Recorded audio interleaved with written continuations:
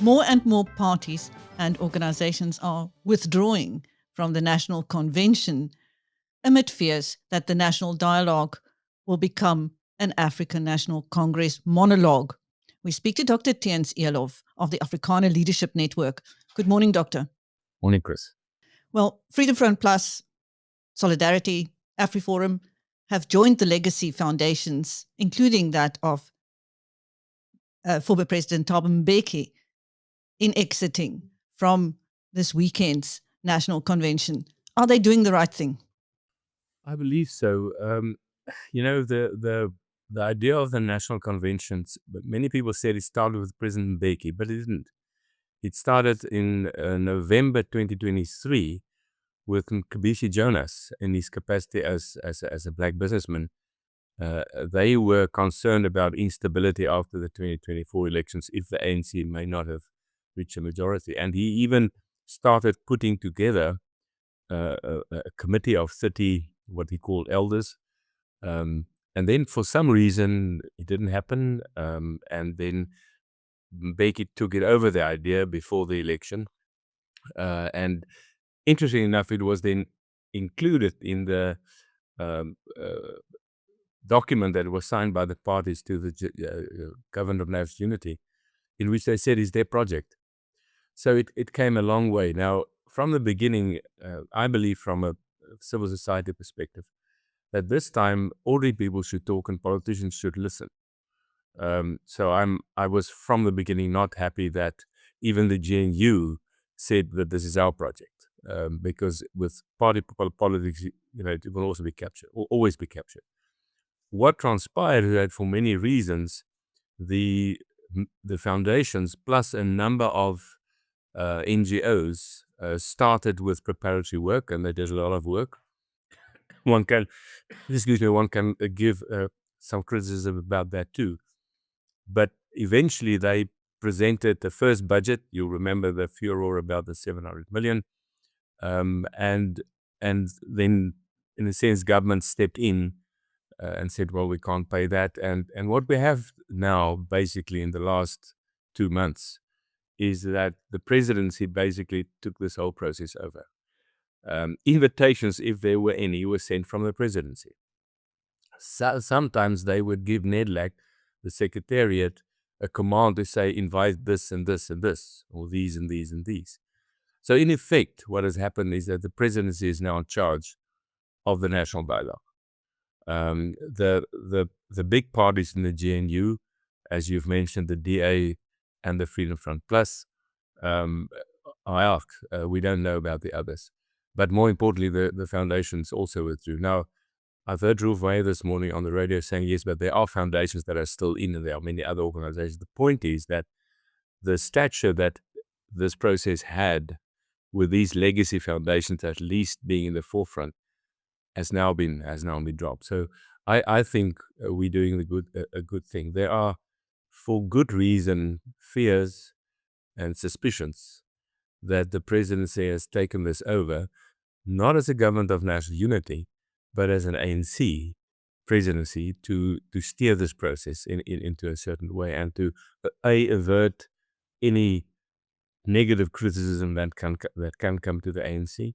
Secondly, the fact that, and I think here the foundations were perhaps a bit naive. In their documents, they talk about 13,000 local government discussions in every ward in the country. Now that sounds to me like in the year before, actually in the year, because it's going to start next year only, that you have a local government election and you're going to have discussions in every ward. It's like the ANC says, we don't have enough money in our own coffers to run a campaign. Let us use the national dialogue for that. So that's that real fear. And secondly, obviously, that the ANC will try to steer this into their own pet hates or pet loves of transformation and all the other superficial things, whereas the ordinary people worry about jobs, safety, and education. So I think, yes, they're doing the right thing. We, as an Afrikaner Leadership Network, have actually in our statement yesterday appealed to other thinking organizations in civil society not to attend and not to give legitimacy to this thing that's clearly starting to be taken over by the ANC. Now, your membership organizations were not even invited to the convention, were they? Well, one or two were. Solidarity was invited through a direct message to NEDLAC by Phoebe Potgieter, who said, invite these Afrikaner organizations. This happened last week only. But most of us were not invited. My worry is that one doesn't know who invited whom. Who invited people in the first place. I know that there was a social media form circulated, but it didn't come from anywhere. It had no official status. That's the problem with this whole thing. Even before the presidency took this over, there was no structure, there was no identity, there was no... I mean, I would have thought, Chris, that when the EPG, the Eminent Persons Group, were appointed, and the two co-chairs, Rolf Meyer and the academic professor, were appointed co-chairs, that they would take charge and leadership and have a press conference and say, okay, this and this is going to happen. Here you can apply, or here, give your name to us, we will invite you. But it didn't happen. Now, whether they didn't have the capacity to do that, I don't know. But the point is, eventually, if you wanted to attend, you phoned the presidency, and then you got an invitation. So that's the problem, that there was no proper planning. I also know that the date that the foundations proposed first was June, and that already in March asked the president and the presidency to announce it. He took until June to announce it, and then it was moved to August, and even then the time was too short. So that's the problem. So that's call it the political problem. We also have a process problem, and that is that think for yourself. On Friday, 1,000 people, as they say, will arrive at UNISA. They come from many sectors. Some have said, I'm in this sector. How will they in 24 hours, 48 hours, agree about the agenda of the National Convention? There's no way. No preparatory work had been done. No discussions had been undertaken with some of those organizations. There's no direction. It's going to be a massive chaos. And that's the problem I have, is that in such a chaos, the ANC or the presidency will just step in and say, well, we think this should happen. I mean, one scenario is that they go into groups, and that the groups then come up with 5 or 10 themes each. You've got 150 themes. They can't resolve it. Then the organizing committee of the presidency will say, well, don't worry, we'll do it. And what will they come up with? They will come up with an ANC agenda. So I believe that it's shoddily organized. It's bad. Coming back to your question, most of our organizations were not invited, but some were invited through the ANC. Now that's a case in point. The ANC told the NEDLAC secretariat, invite these people. Some of us were not invited, some were, but that's at the core of this problem, that the presidency, aka the ANC, took this thing over. Now, when you and I spoke last time, you and other prominent Afrikaner leaders had just met with African National Congress NEC members, and you were really optimistic about that going forward. What has become of that dialogue? I think Trump came in between. The ANC was very, by their own words, and the once or twice that some of us could speak to one or two of them, felt that the whole visit of solidarity to America was being traitors to the country, going to tell stories there, as if the CIA and the embassy in America doesn't know exactly what's happening in the country. The point is, they just shut the door. There was radio silence from people like Makura and Phoebe Potgieter and others who we had negotiated with. So yes, we were naive enough to think that you could trust the ANC. Obviously, their story is that they can't trust us. because the Afrikaners went and told stories to Trump. So that whole thing, even the PAC, because they initially facilitated that meeting, couldn't get through to the ANC. So they told me, sorry, we can't get through to these guys. So I think the ANC just closed ranks, not just around this, I think around things like transformation, black economic empowerment, the Trump issue and so on. And I think they're using this now to try to get a new legitimacy. I'm also worried, and this is a perception, that President Ramaphosa sees this now as his legacy, that he could start in the sort of along the lines of a Codesa, a new dialogue. It's said in the presidency that he wants 1,000 people there because he wants to make a speech. Now that is not a national dialogue. That is exactly an ANC monologue. So yes, we were perhaps naive to think that you could trust the ANC. Now it's very clear that even though they sounded rational at the time, that is not going to happen. And I wrote a recent article in the Afrikaans papers saying, "Vasbyt, die ANC is op pad uit." Hanging the ANC is on its way out in 2026 and 2029. Isn't it a bit late for President Cyril Ramaphosa to try and leave a legacy, a positive legacy? Well, it depends. He perhaps thinks that it is his last chance. He's got 2 years left, and he's facing difficulties internally.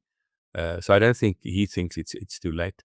I do think that that the way this is going to be, he will, as he did with the Trump visit, will declare a victory. Whatever happens on Friday and Saturday, he cannot but declare a victory because they want to take the process forward. What will happen is anyone's guess. I would imagine that they would probably want to just push ahead with it, and then it depends on whether civil society will participate. I am worried about the whole question of the local government elections, and if the ANC goes ahead alone with these things with public money, then they have a campaign. They can wage their campaign without the interference of anyone else. So that's a question that organizations like ours and others must consider.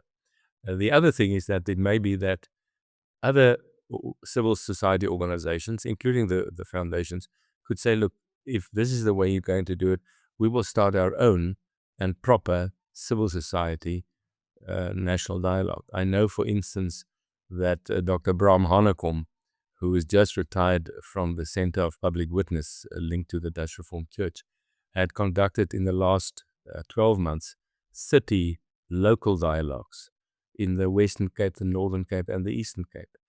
And it was very clear that was real people on the ground who spoke from civil society. No councillors were allowed from any party.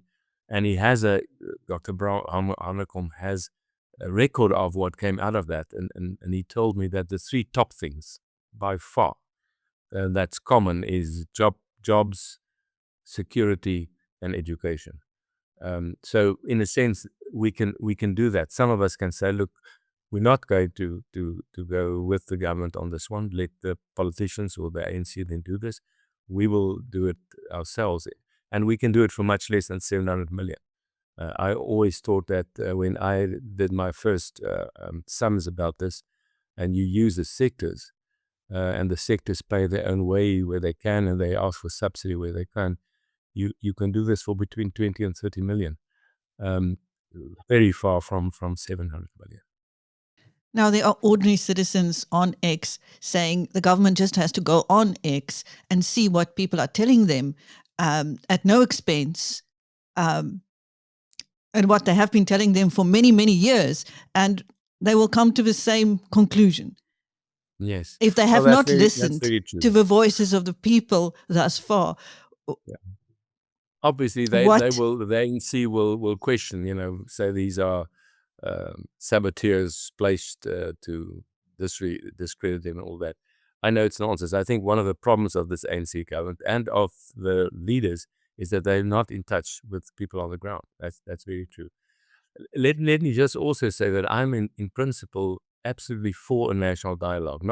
I know people say, look, we don't need talk, we need acting. The problem is we know this government will not act. So we'll have to wait for party political processes. But in the meantime, I'm worried that the whole democratic dispensation and culture of the country is being undermined by people saying, I don't trust the parliament anymore. I'm not going to vote. I'm going to look at other means to do it. And I think that discussion to say, how do we hold parliament and political parties again accountable, that's very important. With pushing for acting, pushing for action, I think we need that to have that discussion. And then the people on X that you're talking about, if they could come together and amplify their voices and amplify their criticism, then at least we will then, in a certain sense, prepare for the local government elections and for the general election in 2029. So how will the Afrikaner Leadership Network try and have an impact on the dialogue? Well, we will obviously, as the foundations say, that we will look at what's happening, and if there's a restructured and almost reformed process in which political parties do not play a role, we would be obviously willing and eager to participate, in the national dialogue, because we saw even with the Bella consultations on the ground, we didn't stay away. We went everywhere. Obviously, we weren't listened to. We had the majority of no's, in that process, but the ANC just did what it wanted. Hopefully, we can have an impact at local level, and we have good, apart from your ex people, we also getting more and more feedback from other, call it cultural and traditional communities, traditional leaders, the Khoi and the San, who have exactly the same problems that we have, and we think that to form a united front with them and present something in the course of that process would also make an impact. Lastly, I don't know if President Cyril Ramaphosa watches our shows, but if he is doing that, what would you like to say to him, since your voice is not going to be there on Friday? Well, I would say that he should not have pushed through with this. He should have postponed it until at least November, had a proper consultation, had a face it. And I must say, I'm slightly disappointed with the EPG that they didn't take leadership. They were appointed as the leadership group. They had one small media conference. He should hand over to the EPG at least. The EPG should look at where they could make their representation stronger, have a proper process mapped out with public announcements saying this is what is going to be, these are the people we're going to invite. If you want to be invited, here's the email address or WhatsApp that you can, and then do it properly. If he doesn't want to do that, then obviously I think there should be another committee and perhaps an enlarged or a strengthened EPG who could start talking to the people who didn't want to participate. But most importantly, the presidency shouldn't run this thing, and the ANC should withdraw, as I think should other political parties. Thank you. That was Dr. Theuns Eloff of the Afrikaner Leadership Network speaking to BizNews. I'm Chris Steyn. Thank you, Doctor. Thank you, Chris.